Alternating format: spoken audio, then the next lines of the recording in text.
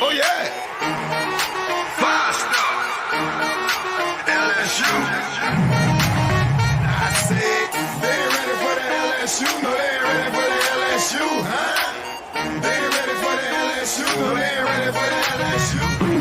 We the best in the league if you looking for talent. LSU going hard, but we beat Alabama, then we going out to Florida. Drown the Gators, everybody getting bucked when we step in the stadium. This is the LSU anthem, you know it's a hit. You don't know another rapper two-step like this. See me screaming out the window, yelling purple and gold. I'm an LSU fan, girl, you know how we roll now. Back and back it on up, hey. Back and back it on up, hey. Back and back it on up, hey. Back and back it on up, hey. Way down in the back. T-A! We are live back here in the Tigers Avenue, and boy, oh boy, does it feel good to be down on Tigers Avenue. It's a great time to live here on Tigers Avenue in LSU Boulevard. It's good times. It really is, Zach. It's celebratory times. It's really good times to be a Tiger fan right now. Man, yeah, absolutely. I mean, good grief.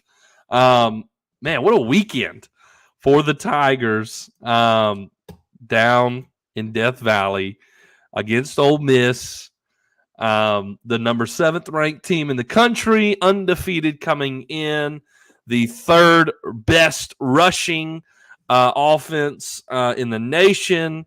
Wow. You get it done, Zach. And in dominant fashion. Zach, I've got to be honest. Okay? My prediction was very modest. I was very confident that LSU was going to win this pretty handedly. And I feel like, on the other side of it, okay, people are going to be like, oh, of course, you knew now, blah, blah, blah. Yeah. But I, in all honesty, in all seriousness, I was conservative with my pick. And that may be because we had 3 Ole Miss fans in here, and I just didn't want to hear the chirping. I didn't want to stir the pot too much. But seriously, and in all honesty, and I mean this, I seriously felt like LSU was going to win this and win this in a big way. I mean, it just felt like it was happening. This is what you were building to. I mean, coming off the Florida game, you scored 45 points against Florida.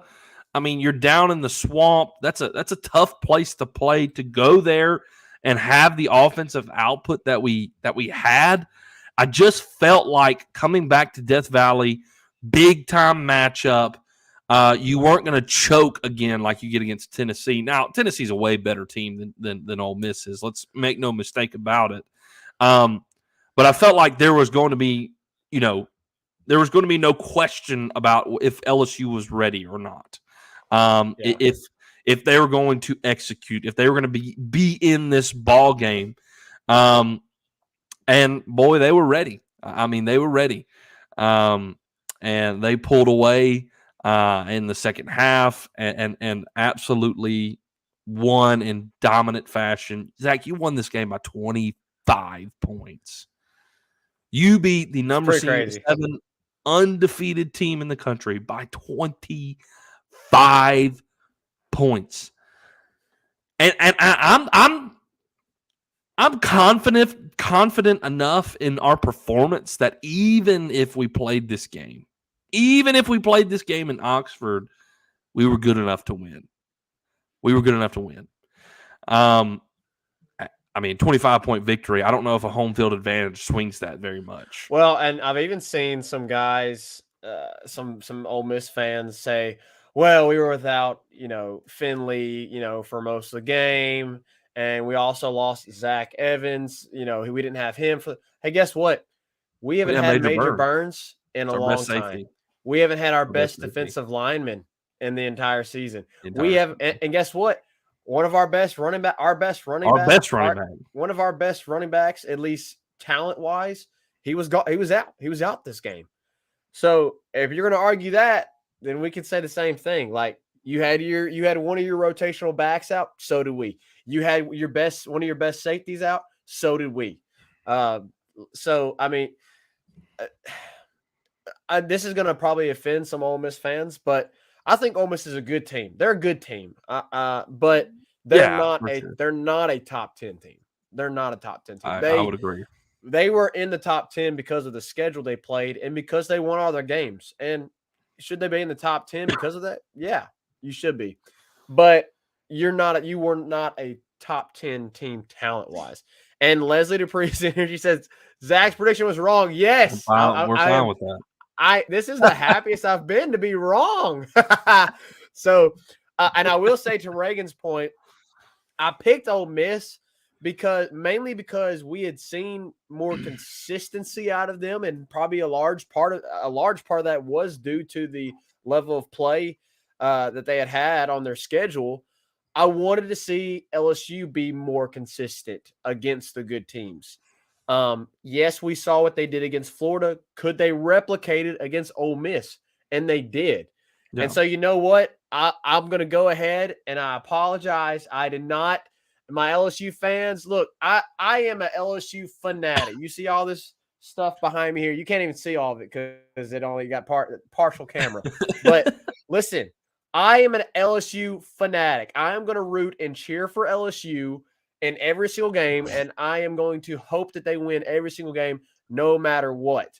But I'm also going to be a realist. You know, a lot of y'all hated me for picking Tennessee, but we saw what happened. Okay, it happens.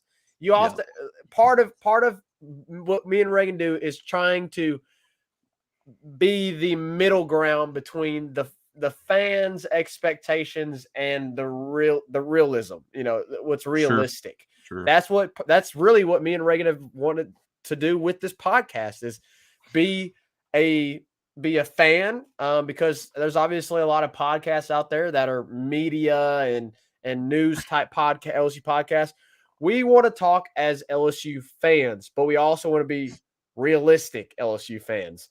So that was part of my realism is I got to see LSU duplicate what we saw the week before. And guess what? They did. And they proved to me that they can be consistent, and they have continually proven to me that this team has gotten better and the chemistry is there now. Yeah. And so, you know, yes, I was wrong. But I was confident also in this game. I thought it'd be close. I definitely thought LSU could win the game. I know I predicted Ole Miss to win, but it didn't, just because I predicted Ole Miss to win didn't mean that I didn't believe that LSU could win. I definitely believe that they could win. And so I'm going to apologize to you LSU fans, and I'm going to apologize specifically to the Balcony Bengals. They gave me some harsh words for picking Ole Miss, and I may not pick against Ole Miss again the rest of the way, or against LSU the rest of the way this year, just because I don't want to have the Balcony Bengals I don't want to be on their bad side. So, you know, I'm going to have to pick LSU the rest of the way here, just so I can continue to be good buddies with the Balcony Bengals. If the Balcony Bengals are listening, I love you guys. I apologize. I should have went with LSU. What was I thinking? Reagan? They went in there and just absolutely kicked tail, and it was awesome. I mean, I don't know what you were thinking. I mean, you got to have confidence in your Tigers every time. I mean, when we play Bama, you got to pick LSU. We play Tennessee, you got to pick LSU every time. Have confidence. No, I'm kidding. You obviously you do have to take a more realistic approach sometimes, and I really did genuinely believe that we were going to beat Ole Miss and do so in a big way. I mean, Zach, can we speak to for a moment a few players that I want to hone into tonight, and they got some recognition today as well. Number one, you got to talk about Jaden Daniels and his performance. Gosh. What Jaden Daniels has done over the past two games has been very impressive. I mean, elite type of numbers from Jaden Daniels these past 2 weeks. Obviously, against Ole Miss, he was 21 for 28, Zach. Only seven incompletions. And a few of those, a couple of those, I wouldn't say a few, but a couple of those were drops. Sure. And 248 and 2 touchdowns. And he had 23 carries for 121 yards and 3 touchdowns. He has a 5-touchdown game coming off of a 6-touchdown game. 11 in the past 2, man. Yeah, obviously 3 passing touchdowns against Florida, and 3 rushing as well. Here's the stat line. Well, no. Here's the stat line from the Florida game. He was 23 of 32, 349. Here we go. For 3 touchdowns. And he had 44 yards rushing, 3 touchdowns against the Florida Gators. I mean, absolutely elite type of numbers from Jaden Daniels. Obviously, you can see the comparison there. I mean, it's good stuff. Now, looking at the stats here, Zach, and you can see it there, Jackson Dart had more yards passing than Jaden did. Now, I'm not going to say he had a better game passing. Yeah, that's what I was about to say. There were multiple times where Jackson was putting the ball in harm's way. Specifically, there was one time when Micaiah Wingo jumped up and batted a pass down.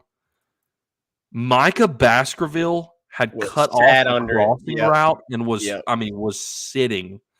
Yep. I mean, it would have come into his breadbasket interception. Obviously, you do not fault Wingo for making the play, but you see, Micah came with the Micaiah and was like, I would have had it.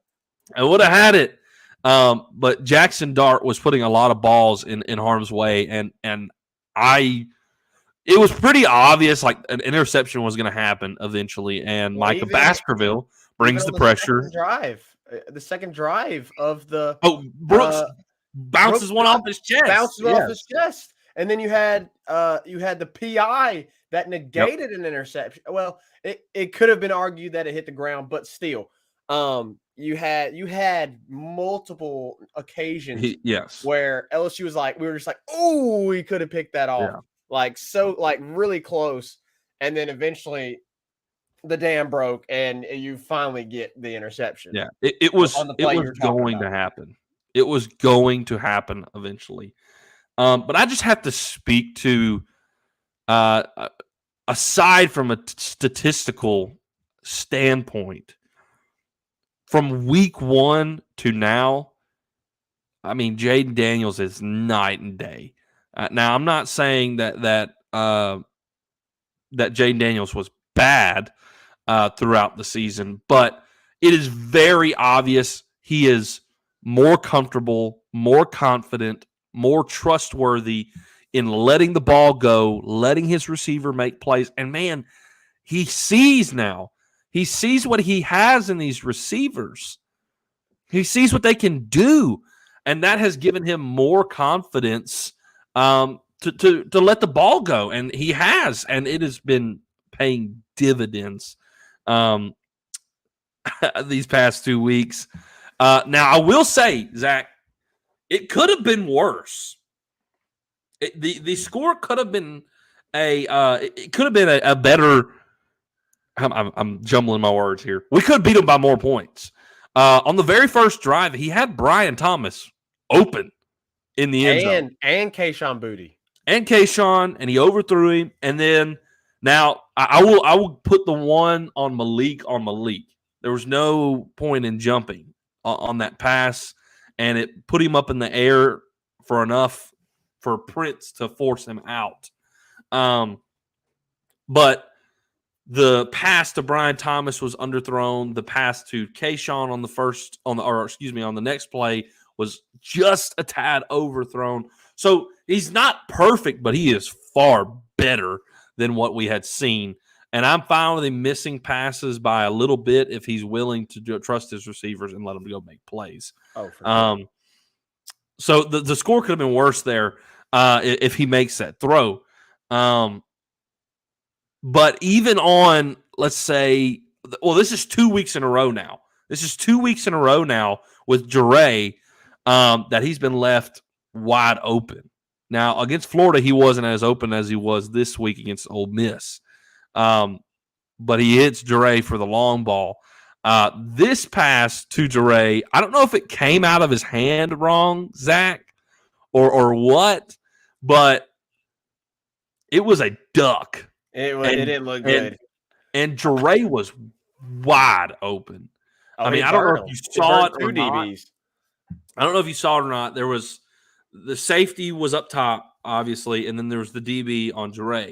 Well, Jure takes off, and the DB was kind of peeking in the backfield and got caught looking at something else, and Jure went right past him. And the safety was late getting over. The safety was late getting over, and he was wide stinking open. And if Jaden puts a pass, like on the money, like it wouldn't have been contested. Like he would have walked in the end zone. Yeah, he was that wide open.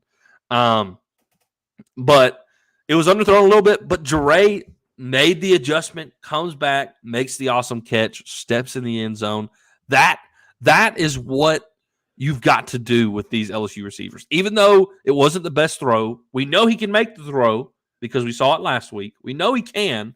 It wasn't the best throw, though. It came out of his hand wrong, but you still have good enough receivers to adjust and make those type of plays. Yeah. So I don't care if the throw's a little bit off or not, because we know he can throw it on. But even when it's off, our receivers are good enough to go make plays. And they have consistently made plays. He is anticipating a lot more. And it has just been very impressive from Jaden Daniels. SEC Offensive Player in the Week. Very well deserved by Jaden this week. Zach, speak to Harold Perkins a little bit. Dude, don't take him off the field. I mean, the fans have been screaming it for a long time now. And I remember I saw something on Twitter. I think it was Jocks posted this on Twitter, but there were some fans as LSU was going into the locker room that were shouting at BK, "Leave Perkins on the field, leave Perkins on the field." And I even had an Ole Miss fan buddy of mine, Dawson, that I work with today. He came up to me, and I didn't want to say anything to any of the Ole Miss people because I didn't want to be a jerk or anything, so I just didn't say anything. But he came up to me, and we actually got to talk about the game and a little bit, and he said, like, Harold Perkins, that freshman dude is a freak. And I was like, phenomenon. Yeah, dude, he's a freak. So, like, not only are LSU fans noticing it, but the other fans of other teams that are just watching are noticing it as well. Yep. And I get why Brian Kelly and them are leaving him out on certain things. And in certain areas that he's weak in. I understand that. But, I mean, it was very obvious that they were going to allow him to play a lot more snaps in this game, and they did. And dude dominated. I mean, that's why we have, I don't know if we can see it here, but that's why we got this picture. I mean, that's the background. He's just standing over Dart. I mean, it's awesome. It's sick. That was our opening thumbnail. So, I mean, he is phenomenal. And I tweeted this during the game. LSU fans, you get the privilege to watch him not only the rest of this year, but then the following 2 years. Yep. Like, that's how long you get to watch Harold Perkins. And it's going to be awesome because this guy, Harold Perkins, has the potential to be better than Devin White. I mean, and we loved Devin White. And he has the potential to be better than Devin White because right now he is at the level that I think he's not, maybe not quite there yet, but he's close to the level that Devin White was playing in his year 2. And we're in year 1 with Harold Perkins. I wouldn't say he's quite at the level of year 2 Devin White, but he's getting there. He's definitely playing having a better season and better output than Devin White had in his freshman campaign. Yeah. And this is no skin off Devin White's nose, but I mean, Harold Perkins, dude, he's just a freak. So, and I know Blake and them talked about it on Blake and Carter talked about it on his show, but Micah Baskerville also deserves props. I mean, it's been talked about. It's been talked about a ton. Leading tackle. You know how it just is. It's been talked about a ton, but you know it always seems like he just starts slow in the offseason. And then next thing you know, he's there. You don't hear his name. We weren't hearing his name. You don't ever hardly hear his name at all. Like, this has been a thing going on for like the last 3 years now. And and he ends up being LSU's best linebacker. And that's what he is right now in this season. He's LSU's best linebacker. I mean, him and Harold Perkins are just, but I will say, not a lot of credit has been given to Greg Penn. And I think Greg Penn has played really well as well. So the linebackers, they're looking good, man. They're looking really impressive. They've improved. And that was a spot that had a lot of question marks. I mean, that spot was arguably one of the biggest question marks going into the season. Obviously, the secondary is one as well, but you kind of filled some gaps there with some transfers and of course, Jay Ward coming back and Major Burns getting healthy. You know, you felt more confident, but you didn't know who was going to be the linebackers. I mean, you knew you had Mike Jones, you knew you had Micah Baskerville, but then all of a sudden, Harold Perkins comes out of nowhere and Micah Baskerville does what he's been doing the last 3 years, and that's proven everybody wrong from the offseason. He's incredible. The speed of Micah and Harold on the field at the same time is a problem. I can't tell you how many times, like, pre-snap, I'm like, okay, here comes Harold. Here comes Harold. This is going to be a problem. And then boom, it happens. Harold causes pressure. Like, the tackles, they cannot contain him right now. Like, no, it's just it's really impressive to watch. What has been even more of a mind boggle is Harold is like, when you see him out there, he don't look like that big of a dude, and you're thinking, his speed. Obviously, his speed is a problem. Like it causes problems. But dude, the dude is freaking strong. I mean, he was strong arming their freaking right tackle.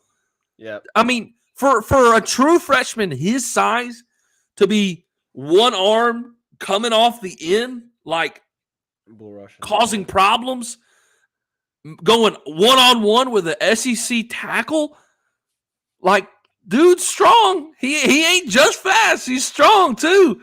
Man, he's going to be special. I mean, BK landing him was huge. Like, that recruitment, like, he was on the Texas A&M, and like, he was the last one in the class. Oh my gosh, that was a massive pickup. Huge. And it was also massive because you had also like lost Jacoby Matthews. You got Harold Perkins, and then everybody had to follow the drama of Jacoby Matthews. Unfortunately, that didn't work out for Tiger fans. But you landed the bigger time player in Perkins before that. And I will say, Reagan, we've been talking about the linebackers. The defense outside of Tennessee, Reagan, in the last 5 weeks, they have only, or maybe 4, they've only allowed 3 points in the second half. You allowed 17 points to Tennessee in the second half of that game. So in the let's add Tennessee. In the last 5 weeks, Reagan, they've allowed 20 points in the second half. And 17 of that is to arguably the best team in the SEC in Tennessee. Yeah. So and we know how that game was. Like, LSU's defense was constantly put in compromising situations where they were set up to fail, unfortunately, because of how that game played out. Like, dude, it's just insane right now. This is Ryan. He said Perk outside in a 7.9 tech is a disaster for. Yeah, I mean, he's no doubt. It's ridiculous, man. He is going to be a first-round draft pick. So, I mean, another person you got to speak to, and I want to keep talking about him because I don't want to skip it. Two more guys. One of these is a player, one of these is a coach. Wingo, bro.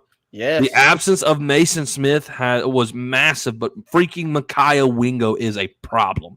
Yep. He has filled the shoes very well.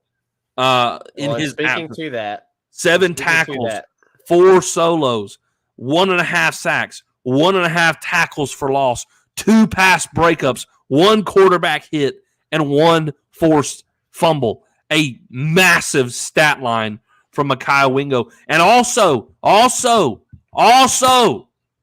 there are things that do not go on the stat line that are missed. Micaiah Wingo kept that running game and Roy in check. Yes. The fact that we held 117 yards. The fact that we held them to 117 yards rushing. This is the 3rd best rushing team in the country. Now, I will give it to them. Average. I will give it to them. You did not have Zach Evans, and that is a massive loss.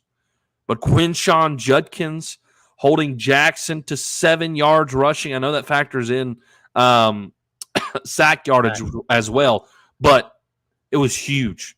It was huge. Wingo has been amazing, and he deserves every bit of playing time he gets. Zach, the last guy I want to talk about, and I want to kind of bounce off of this, is Matt House. Dude, Matt House wants to be a college football head coach. Matt House will be a college football head coach. We as LSU fans have got to keep Matt House. You have got to accept the reality that Matt House is not going to be here for very long. He may be gone. We may get him for another year. Maybe. You might lose him this season, depending on how the rest of the season goes. But Matt House's in-game adjustments are incredible. You get punched in the mouth early, and you make adjustments. Always. Zach, he made adjustments. Ole Miss did not score a touchdown after the 5-minute, 50-second mark in the first quarter. Which was their second drive in the game. That was their second drive. They did not score. That was led by 3 PIs. One which was very, in my opinion, questionable. You can call it, but it was questionable. The last one. The ability for Matt House to adjust his defense in game and then just stop everything they are doing. Like an immediate, Zach, they didn't score another stinking touchdown, and they put up 77 yards of offense in the second half. 77 yards and 0 points. Matt House is a stud.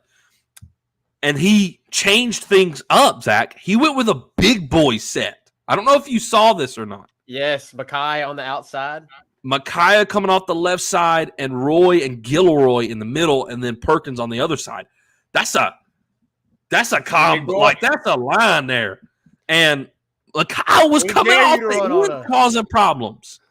So he's creative. He's keeping the offense guessing. There is constant pressure on Jackson. And with Harold there, it was a problem. The defense, hats off to the defense. You deserve as much respect and praise as the offense does. Every bit of it.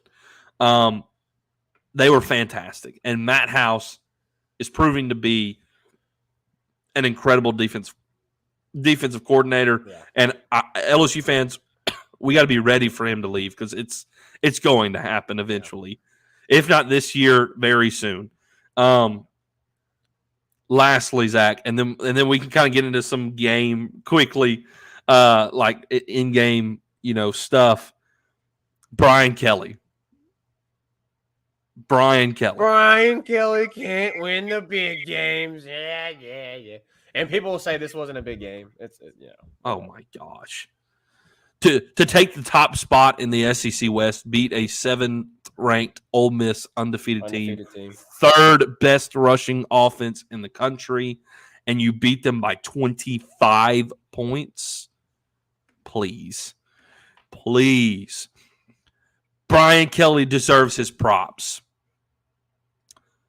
because the difference in this team from week 1 to now is incredible. I mean, the difference is incredible. Zach, how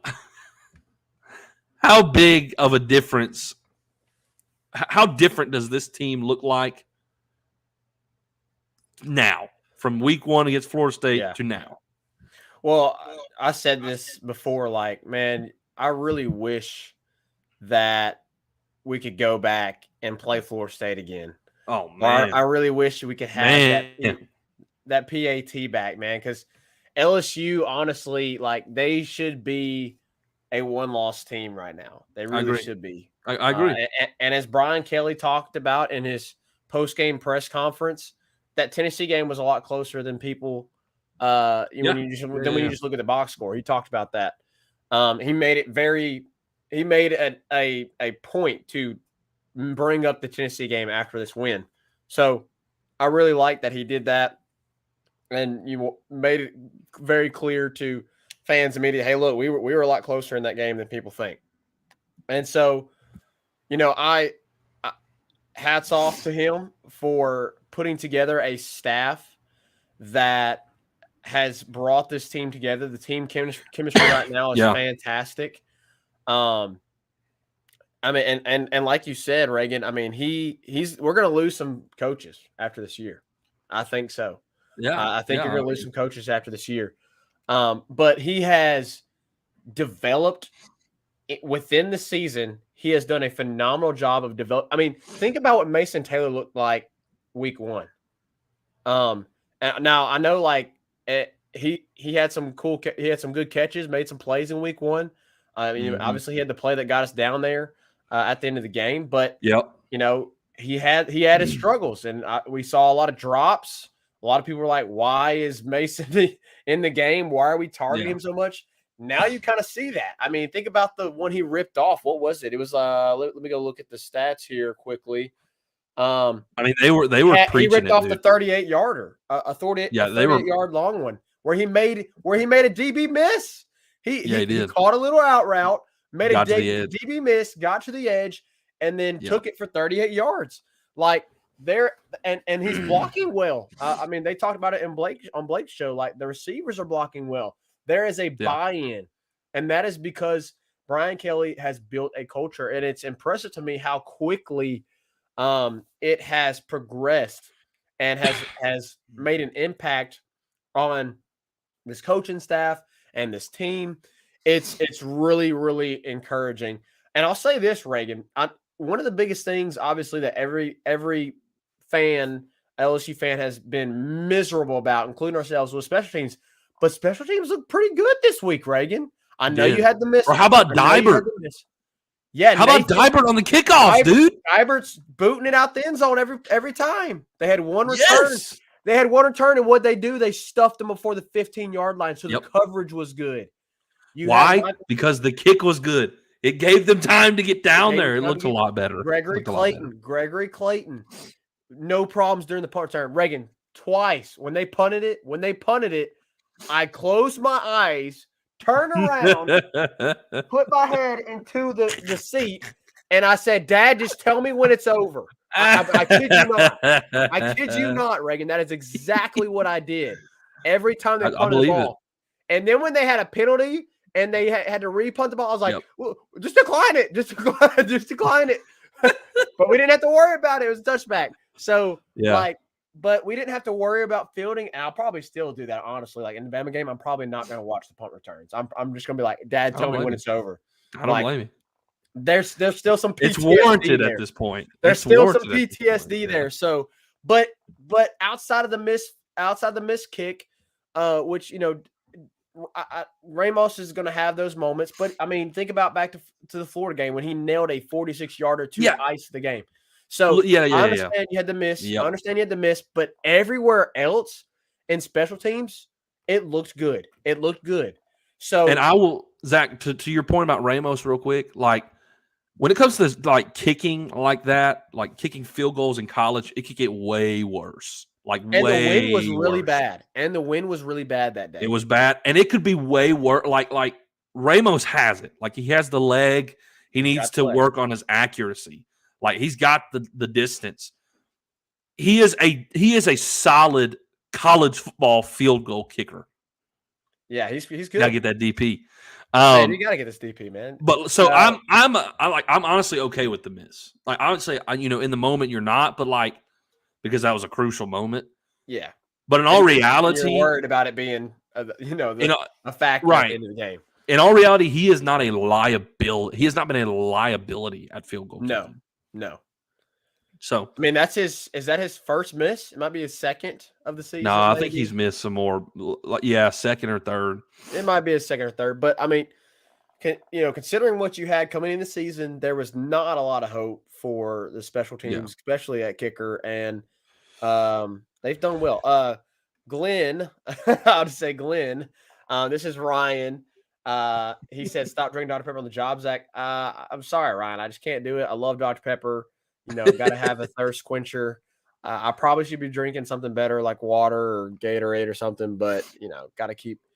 We talked about Matt House, Reagan, but how also about this comment from Ryan? He said that touchdown catch by Mason was a genius play. Yeah, we tweeted about it. I tweeted about it. Like, what a great play call. Because Mike Denbrock has done a phenomenal job. I know there have been some fans that clamored and were upset, in the early and games, I think that's execution. That's execution. I think that's execution. That's Jaden, having to make the decision to actually throw the ball. We know he struggled with that, and he's, he admittedly said that, and the coaches have admitted that. So, dude, Denbrock. There's a difference when you're confident. There's a difference in play calling when you're confident in what your quarterback's doing. Yes, Denbrock has confidence in what Jaden's doing now, so you're going to see now you understand play calls. Now you understand why Jaden's back there. Now you understand why Mason Taylor is out there. Yeah. You understand. You start to understand those things more. So yeah, Reagan, it's been really impressive. I mean, we've talked about defense, we've talked about special teams, but now that we've talked about Mike Denbrock, let's transition to the offense. I mean, the offense looked great. Outside of when you stalled out there in the first drive, they looked phenomenal again, Reagan. I mean, these receivers are popping off. I mean, you don't have a guy spread around. But it's spread around. Exactly. You had, let's see, 1, 2, 3, 4, 5, 6, 7. You had 8 different pass catchers in this game. Dre Jenkins, 2 for 51. Mason Taylor, 3 for 44. Kayshawn, 4 for 43. Malik, 4 for 37. Brian, 2 for 26. Josh Williams out of the backfield, 3 for 25. Kyron had 2 catches, but both of them were on third down and long. Big catches. They were big catches. Yeah. Armani had 1 out of the backfield. So, they're spreading the ball around. You're not going to – it's just this type of season, you're not going to see one receiver just take over a game. I mean, you had Kayshawn do that against Florida, but they have so much talent. They're able to – that guys are just open, and this ball's going to be spread around, and it makes me really confident. Speaking of offense, Josh freaking Williams. I am just loving Josh more and more.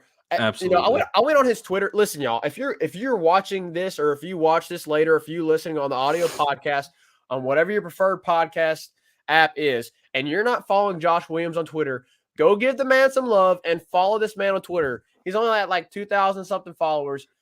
Josh deserves a lot more followers because that dude is awesome. I mean, how many times did we see him make something? I can't remember exactly when it was, but there was I think it was a play where we ended up going forward on 4th and 1. And we ended up scoring that drive. It was later in the game. It was like 2nd and medium, and Josh gets stuffed at the line. He makes an extra effort. He gets it to 4th and 1, and then the hole was just wide open on 4th and 1, which he almost broke loose. Almost broke it. Almost broke loose. But the play before 4th and 1 was all Josh Williams' effort. Yeah. To get to that point. So you just love what you're seeing from him. I mean, he averaged 4.5 yards per carry. Armani only carried the ball 8 times, but he averaged 6. Look good. He averaged almost 7 yards a carry. He looked fresh. He looked good.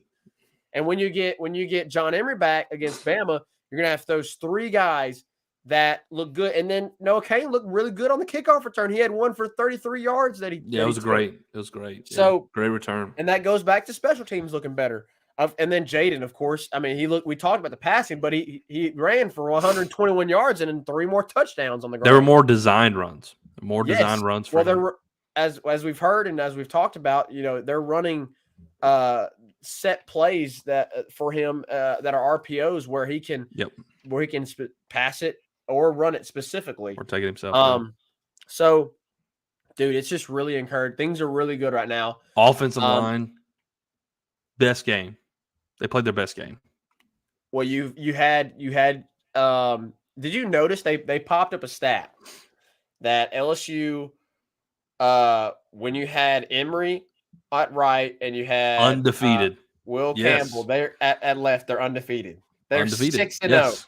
They're 6-0 when those 2 guys play at left and right tackle. That's awesome. I hope they don't pop that stat up against Bama. Please don't pop it up against Bama. Just leave it where it's at. Because they popped up a stat on Kiffin before halftime. It was like, oh, they're 20-0. He's 20-0 when he was leading at half. When leading at halftime, and now he's 20-1. So hey, listen, the second half. ESPN or ABC or it's going to be ESPN. ESPN. Whenever you broadcast the LSU Bama game, please don't pop up the stat that Will Campbell and are undefeated and Emory Jones are undefeated as starters.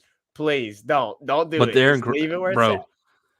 They played an incredible game. Will Campbell and Emory Jones are going to be studs. To say the same thing that I said with Harry Perkins, LSU fans, you get to watch them for not only the rest of the season, but for the next 2 seasons. 2 more years.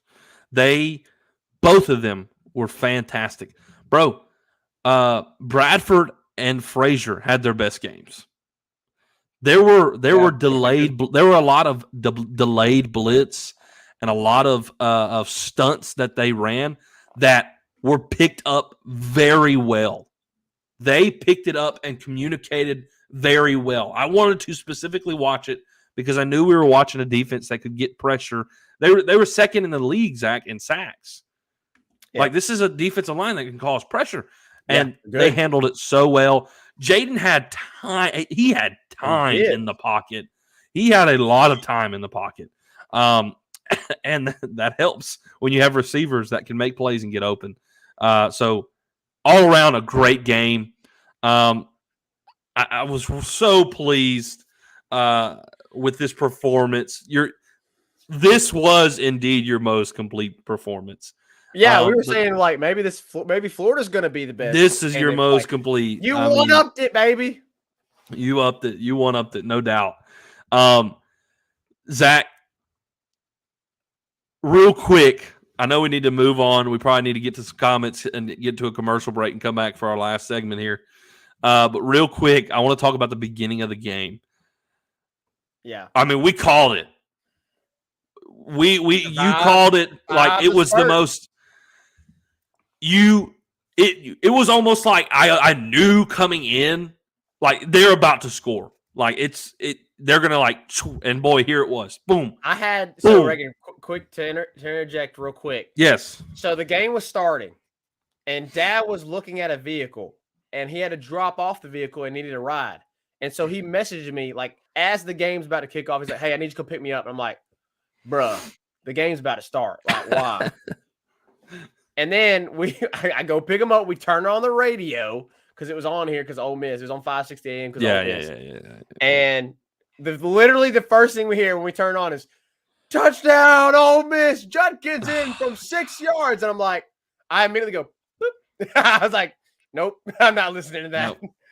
I was like, well, that sucks. And Dad's like, here we go. Here we go again. Like, and then you came in and unfortunately, LSU made a drive, but they had to kick the field goal. It sucked. Then Ole Miss goes and scores, and you're like, crap. And then to have to after settle that, for another field goal and miss it, it was like, oh boy, we gotta buckle up right now. Yeah, and they did, man. The defense why should dominated. we expect anything less?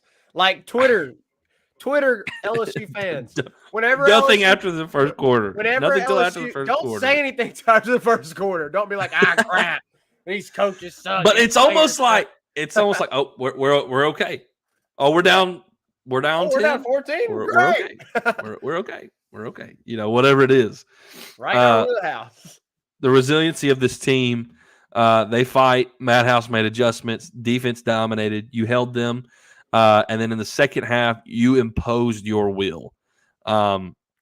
Defensively, you pressured them. You wreaked havoc on Jackson Dart. Caused him to make errant throws. You stopped the run. Zach, and lastly, what was so impressive to me from the offensive line, and I mentioned it in our last show. I said, no. I don't believe that LSU is going to be run down.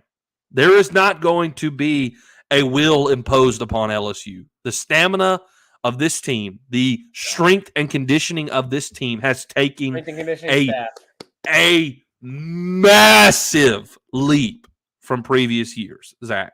And that is I'm not trying to take any shots at Moffitt and his previous staffs, because I think Moffitt is a LSU legend and is a great coach, but it was time to move on. It was. Jake Flint, hats off to your staff and the job that you have done.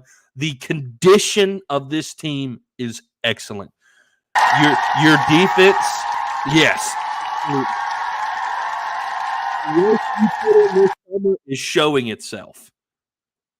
The work you put in this summer is showing. The defense did not allow the run game to just topple over them. And Zach, the last scoring drive for LSU, everybody in the freaking stadium, every single person watching the game, every single coach on Ole Miss sideline knew that LSU was going to run the ball. Drive. The entire stinking drive. You ran and ran and ran and ran, and they could not stop you. You imposed your will on Ole Miss defense, and you marched right down the field, and you scored the touchdown to put the nail in the coffin, and the game was over. It was so impressive. Everybody knew we were running the ball, and you still could not stop us. It was very impressive. Most complete game so far. And boy, Zach, it makes it so much more interesting because now you get to battle for the top spot in the West. Thank you, Adam. Yes, thank you, Adam. I don't think we've seen you. Maybe you've listened before, Adam, but if you haven't, we appreciate you joining us. Yes. Reagan, we're coming up on a year of doing the podcast. We're coming up. We sure are. Let's see how many podcast or how many shows we'll have exactly. So for we got a good showing tonight.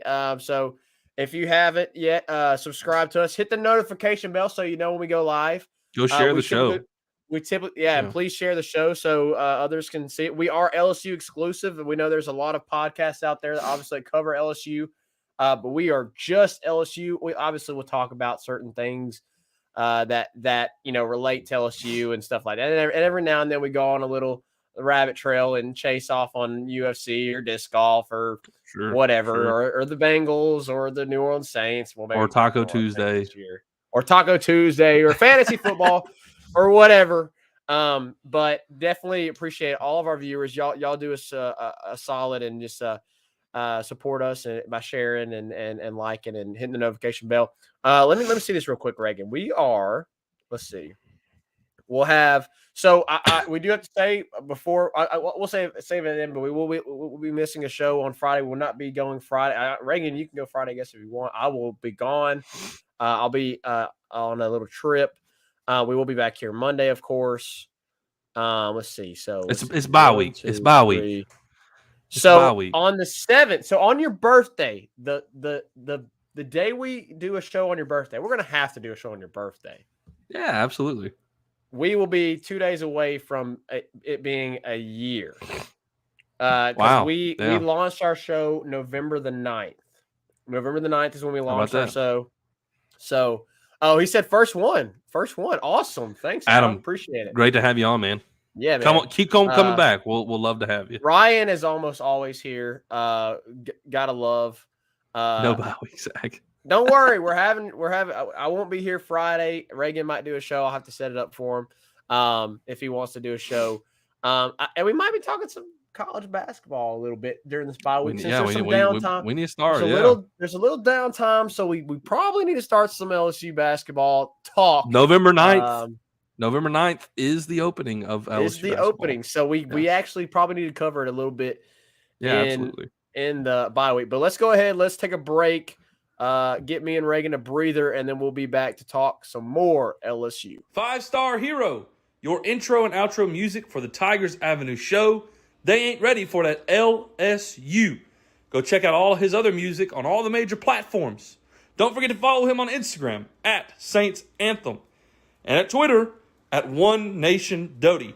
Don't forget to check out his Facebook page for all his Saints and LSU merchandise. Can't get any better than Sarah Klein Stevens, attorney at law. Her firm focuses on the needs of the elderly and maintaining their dignity throughout the process. Here for you, here for your family. Sarah Klein Stevens, attorney at law. All right, guys. Final segment here. I can talk some b-ball. I'm down. Yeah, I'm excited about Matt McMahon and what the Tigers are going to do this year. I really am. Adam Miller looks like Adam Miller. I'm excited about Adam Miller this year. KJ Williams. I think this team could be a lot better than what people will think, but we'll see. Because honestly, I think we're going to go into this. I'm going to go into this LSU season very open-minded, and for when it comes to basketball, with very little expectation, and I really just want to enjoy it. With all the mess that has happened with Will Wade and everything, I just want to enjoy this season for what it is. And in all honesty, we're going to find out come New Year probably what the sanctions will be. So there's really no reason to have expectation because you may not be allowed to play in the postseason, right? So just enjoy it is my first little bit. But we're not here to talk about that right now. We'll get to that very soon. Zach, this massive win sets up a very, very interesting game. Conversation. LSU now sits at the top of the West, tied with Alabama. I guess technically Alabama has the top because they have the better overall record. And they have, their name starts with the letter A or whatever, or something like that. So I was not, expecting anything for this game, but it has definitely got a lot more interesting because there is now a lot more that rides on it. And I think your team is playing way more consistent on the offensive side of the ball and at a better level to actually compete in this game. Zach, can LSU win the West and make it to Atlanta? Yeah, I think so, for sure. First off, you're playing in Tiger Stadium. Second off, you're playing at night in Tiger Stadium. Woo! Thirdly, you're going to be playing in a packed Tiger Stadium. Yes, sir. Fourthly, this team's playing really good right now. LSU's playing really good right now. And the biggest thing for me is there is a confidence in this team right now. And they are going to have confidence going into this game. And you're playing an Alabama team that's obviously really good. I mean, it's a Nick Saban coach team. So obviously they're going to be really good and they're going to be extremely hard to beat. But they are beatable. Obviously, Tennessee already did it this past year. And Tennessee tried to do everything that they could to lose the game. I mean, Tennessee was horrible. On defense, they fumbled the ball at the 10, 15-yard line, gave them a touchdown. Tennessee should have beat them worse than what they did, honestly. But Tennessee allowed Alabama to be back in that game, in my opinion. They Sure, allowed sure. Bama to be closer in that game than what they were. So I just really think Carl Dunn. I don't know if this is a Dumb and Dumber. So you say there's a chance. So you're saying there's a chance. For sure, Carl. I don't think there's a chance. I think there's a chance. really, really good likelihood with it being in Tiger Stadium. Listen, Alabama, and we're gonna get a lot more in depth with this as we get closer, and probably not this Friday, but next Friday. Alabama has weaknesses. Their interior offensive line is not great. Their receivers, which you have a really good interior They've come on defensive though. line. They've come on. Guys like Isaiah Bond has stepped up. They've come along, but there's some inexperience there. And they're gonna be facing a really, really tough interior defensive line from LSU. Yes. How well does LSU's DBs play against some wide receivers that also seem to be kind of getting a groove? The receivers at Alabama seem to be getting a groove now. So it's going to be a really interesting matchup. But listen, you got to play Arkansas at Arkansas. I think that's probably your biggest game after. It is your biggest game after Alabama for sure, in my opinion. But that game looks really winnable. Obviously, you're gonna beat UAB, and then you have A&M, and A&M guys looks I'm getting to a point where I am fully confident LSU is going to win that game because A&M looks like complete trash. Bro, we used to say Texas A&4. Now you're saying Texas 4-8. You're saying it's going to flip the numbers, bro. It's about to be Texas 4-8. Oh my goodness! I was looking at it, dude. They gotta play. They gotta play Florida. They gotta play Ole Miss. They gotta play LSU. Florida? Yes. Let me go look. Let me go back. Let me double check. Okay, let me double check this real quick. But wow, the schedule is setting up for you really nicely. It really is. Let me try and find this real quick. Texas A, and look, that team that played like complete garbage and that hasn't played like complete garbage almost beat Alabama. Well, you didn't have Bryce Young, but they didn't have Bryce Young. But they almost beat Alabama. They didn't have Bryce Young. You have a point though. Alabama has also struggled on the road. On the road. Texas. Texas. Literally 20 to 19. They literally came down. They have Ole Miss to the wire. Home. Real quick, Texas A&M finishes. Ole Miss at home, Florida at home, at Auburn. They'll probably win. They'll probably win that game. UMass, and then LSU at home. Now, luckily, the next 4 out of 5 games, you have home games. Thank goodness for them. But dude, they may only win 4. They're going to lose. They're probably going to lose to Ole Miss. They're losing every single one of them. They're probably going to lose to Ole Miss. They're probably going to lose to Florida. They're probably going to beat Auburn.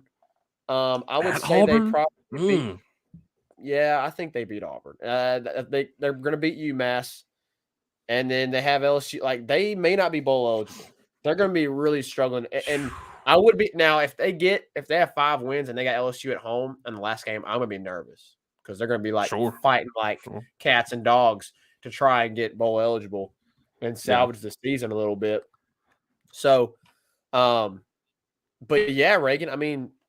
There is a legit chance, chance, absolutely. LSU fans. And I'm not saying this to just, blow air up you, but there is a legit chance for LSU to win the West. And that is insane. If you would have told me after I had to suffer through that missed PAT and I was there in the dome and the entire just hype. Look, guys, we were extremely hyped. New era, new coach. We made a hype video that got it ended up getting over 100,000 views. It was just awesome. I was so elated, so excited about football. And then the wins completely taken out of your sails when you missed that, when you had that PAT blocked. And if you would have told me then, hey, LSU, when they play Bama, they have the potential to win the West, to take Play for the top to, of the to West, take sole position for first in the West. I would say you're lying. You're crazy. Yeah. I mean, I picked us to lose to Ole Miss this past week. I did. And Zach, you know what's crazy? Is man. even if you let's say you beat Alabama and then somehow, some way you stub your toe and blunder against Arkansas or A&M, you are still the top in the West. Because they've lost 2. Because they have lost 2 and you won your head-to-head. We would only have 1 loss in the West at that point. And Arkansas has 3 losses in the West. Like A&M sure ain't going to be there. Ole Miss, you won head-to-head.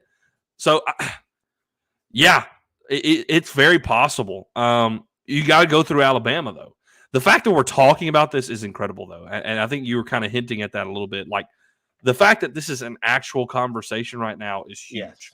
Because, like, before Reagan, look, me and you both said it, like, we automatically marked LSU as an L. Yeah. I mean, I'm playing Alabama Against as Bama, an L. yeah. Against Bama. We automatically marked Alabama as an L.